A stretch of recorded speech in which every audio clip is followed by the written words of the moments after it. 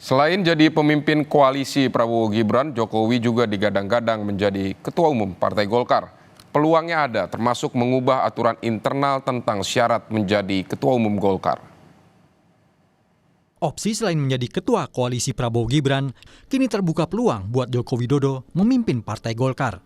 Ketua Dewan Pembina Golkar, Abu Rizal Bakri, menilai Jokowi bisa menjadi ketua umum asal aturan internal partai diubah. Masuk ya boleh aja, karena kita bersenang hati. Kata beliau kan tokoh masyarakat dan sebagainya, dan bukan presiden 10 tahun gitu. Calon Ketua umum nggak, kalau ketua umum kan ada peraturannya, mesti 5 tahun pengurus. Apakah mungkin dia bisa merubah peraturan? Ya mungkin saja kalau mau. Kalau seluruh daerah mau ya mau.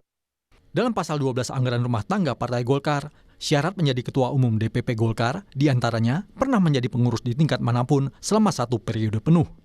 Lalu didukung minimal 30% pemegang hak suara, serta tercatat aktif sebagai anggota sekurangnya 5 tahun. Dengan sejumlah syarat ini, bagaimana cara Jokowi menjadi ketua umum Golkar?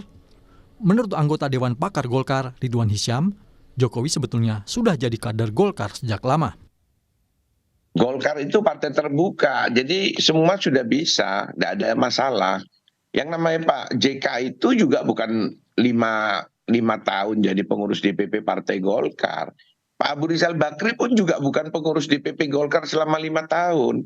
Nah, tetapi mereka berdua ini adalah memiliki rekam jejak sejak Sekber Golkar, dan Partai Golkar. Sejatinya Pak Jokowi kader Golkar memang tidak pernah duduk di kepengurusan, tapi dia melaksanakan yang namanya karya siaga Gatra Praja. Jadi doktrin karya kekaryaan itu sudah dilaksanakan.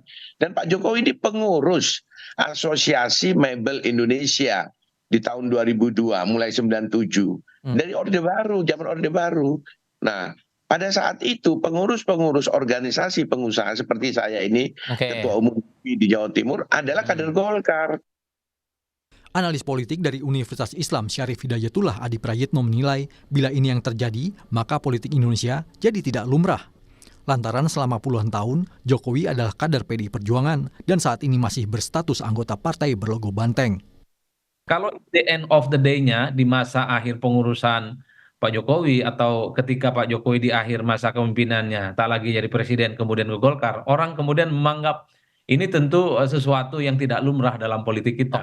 Seakan-akan memang ada sesuatu yang memang serba mudah yang dialami oleh Pak Jokowi. Tak lagi di PDIP, kemudian ada tempat berlindung namanya beringin. Jauh-jauh hari, kode keras sudah dilempar ke publik oleh Ketua Umum Partai Golkar, Airlangga Hartarto, untuk mendekatkan Jokowi dengan partai berlogo beringin tersebut. Pak Jokowi dan Partai Golkar memang sudah rapat, Pak.